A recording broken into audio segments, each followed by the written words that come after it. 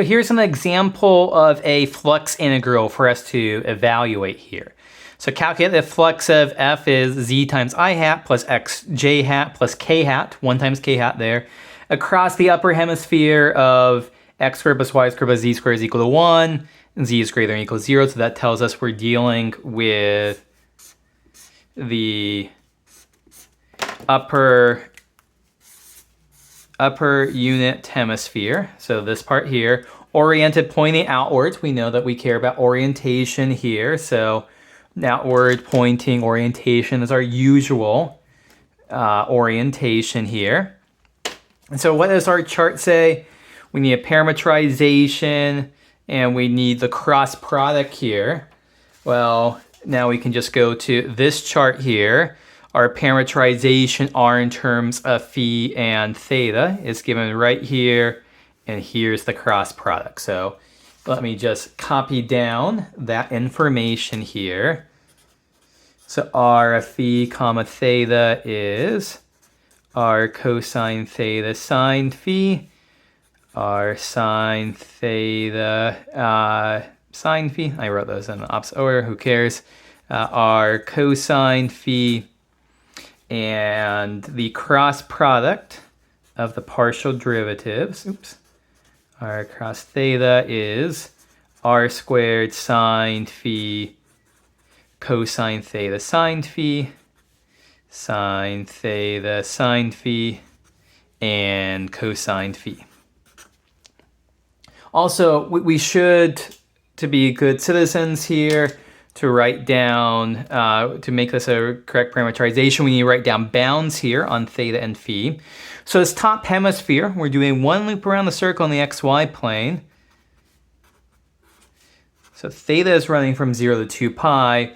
For phi, we're only doing the top half of the circle. So, sorry, top half of the sphere. So phi runs from 0 to pi over 2, but not down to pi. Phi is running from 0 to pi over 2.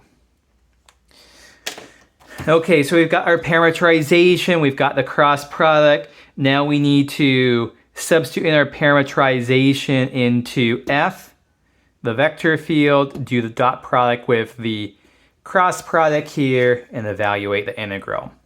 So what do we end up with here? F of R theta, or R of theta phi theta, let me get them in the order I kept them with here.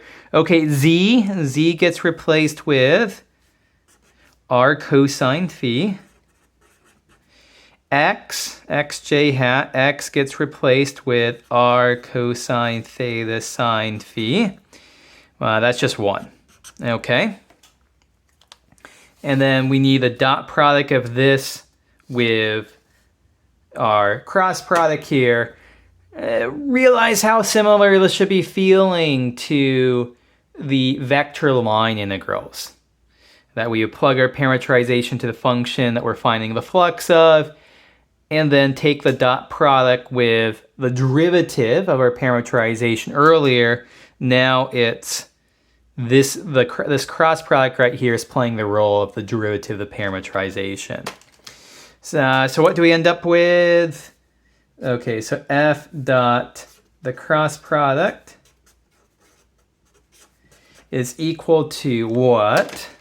This dot this. Okay, there's a factor of R squared sine phi out in front. Okay, so then we'll have this times this. So that's going to be R cosine phi sine phi cosine theta. This is a dot product, so we're summing up things, plus this times this.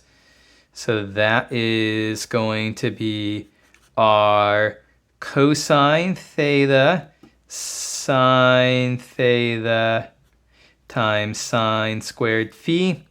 And then this times this plus cosine phi. Okay, so then at this point then, there's one more thing that I just realized that, I made a mistake earlier on, although I don't think this is important enough to go back and reshoot the video or anything, because I think this will be a little bit instructive here. I did this in a little bit more generality than I needed to. Why is that? This was specifically upper hemisphere where r is equal to 1. So really I should have been writing this is 1, this is 1, this is 1, that's 1 squared, so on and so forth. Consequence of all of that, I can just replace r with 1 down here. So this is not a mistake. We have to go back and redo everything for, in some sense it's not a mistake. We're doing a little bit more generality, but we want r is equal to 1. So okay, we are going to have here the integral theta runs from 0 to 2 pi, phi runs from 0 to pi over 2. Those are our bounds here from right there. And our integrand is this right here, but with r is equal to 1. So this is going to be, let's see here, cosine phi sine squared phi times cosine theta plus cosine theta sine theta sine cubed phi plus sine phi cosine phi. Okay, and then all of that d phi d theta. Okay, so I'm just going to, skim over some of the details here. It's a relatively straightforward integral to evaluate.